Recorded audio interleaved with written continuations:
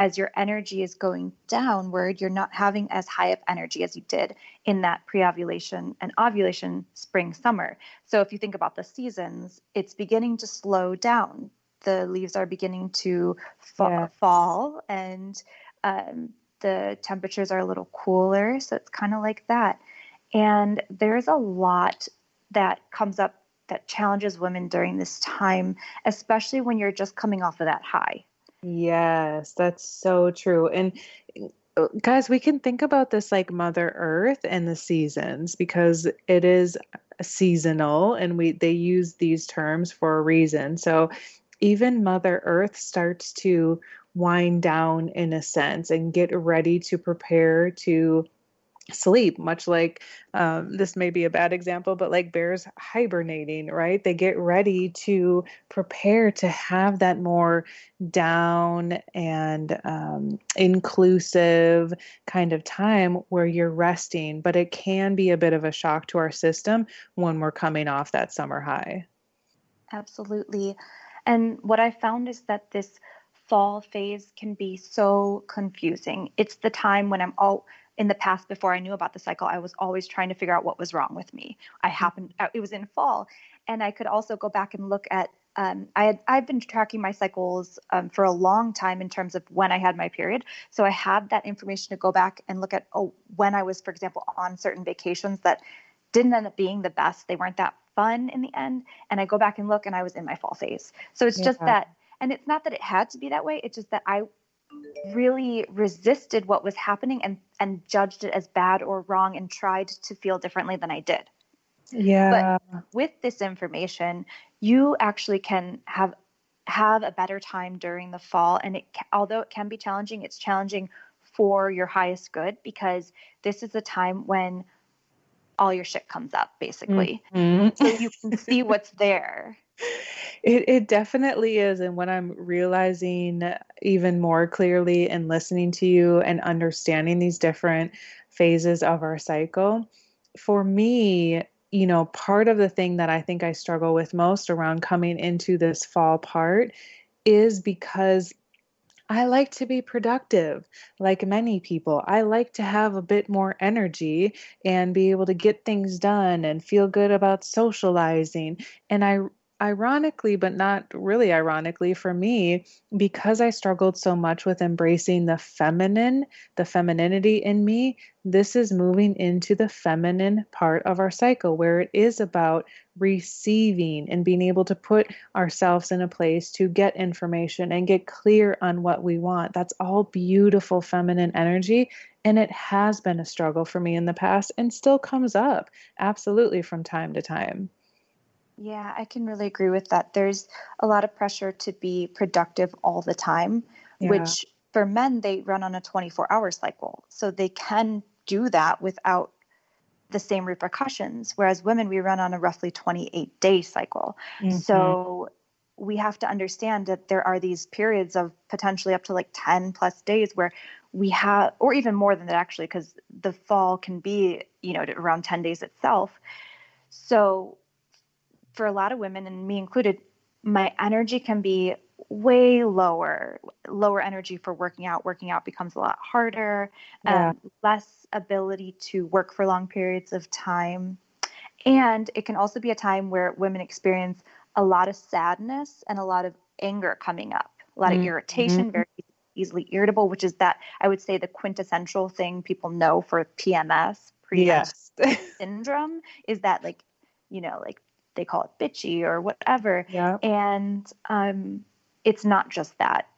It actually is, there's a reason for those emotions. It's because this is a time when you're beginning to move into more subconscious awareness. So you're starting to see in this premenstrual phase and the menstrual phase, which we'll get to next, you're starting to see what's going on underneath. And you need that. You need that to be able to bring light to it so that you can let go of some baggage every single month. So Yes, isn't that amazing? it really is because they say this is prime time to like clear out. So if you're needing to organize or go through your clothes and throw things out, it's like a clearing out and getting creative stage. And I know one thing for certain in my own life, the more that I've started to embrace these different phases, the less, I guess I'll say, PMSy I get. Because Yes. it's when we're trying to fight against the things that our body is naturally trying to do, it becomes even harder.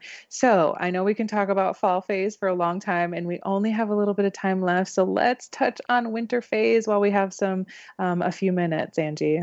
Yeah, absolutely. So winter phase is menstruation. So it's usually day one when you begin your bleed, or a day or two before that, you might begin to move into the energy of winter. And if you think about again the seasons, it's a time of totally stopping when Yeah. everything gets calm and quiet. And this can sometimes come as a relief for many women because you've just been through this roller coaster of up and down energy and bursts of creativity and bursts of anger or sadness in that premenstruation phase. So as you move into menstruation, you start to move into this natural meditative state.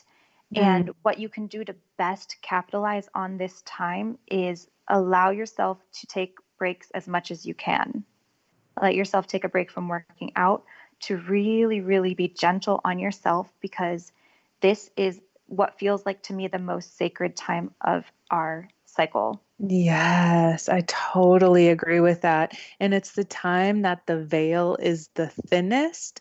So we're most connected. We are able to get information and downloads and all that other stuff. But in order to get that, we have to slow down and be open to receiving it. And just like we talked about when we were mentioning the spring phase, in order to plant the seeds or know what seeds you want to plant, you have to get clear on that. And that comes through this more feminine part of our cycle. Yeah, absolutely. This is a super feminine time of our cycle of that slowing down. And you can get so clear on what's important to you because you have such little energy at this time that the things that aren't really important to you, you're kind of just like, whatever. You know, those Mm-hmm. things you were worrying about, you can totally let go. And that's why they were highlighted in that creative fall premenstruation phase. They were highlighted so that you know when you come into this winter menstruation, this is what I'm letting go of. I don't need to carry this further into my next cycle. Yes, and in many respects, I wish I could carry that attitude through every single part of my cycle and every day because it really is well, that's not needed. Like moving on to the next thing, making room, clearing out to bring in opportunities for whatever this new spring phase is bringing. And we can Yeah, do this, ladies, every about 28 days on average, which is a huge, huge blessing that we have as women. absolutely. And as I've gotten to understand how powerful this all is, it has been these giant steps every cycle. I don't even want to call it steps, but these big weights lifted off and big shifts of energy in my life. Every single cycle, it's there for me. And I get to move further on my evolution in these really big ways in my life that I just didn't know how to capitalize on before. So good. And speaking of being there for people or there for yourself, please let everybody know how they can get a hold of you and the special offer you have for them. Yes, definitely. I would love to connect with you. So my website is angieilg.com. It's AngieILG.com. And on there, you can sign up for a free gift. You can find my blog where I write every week and sign up for that newsletter.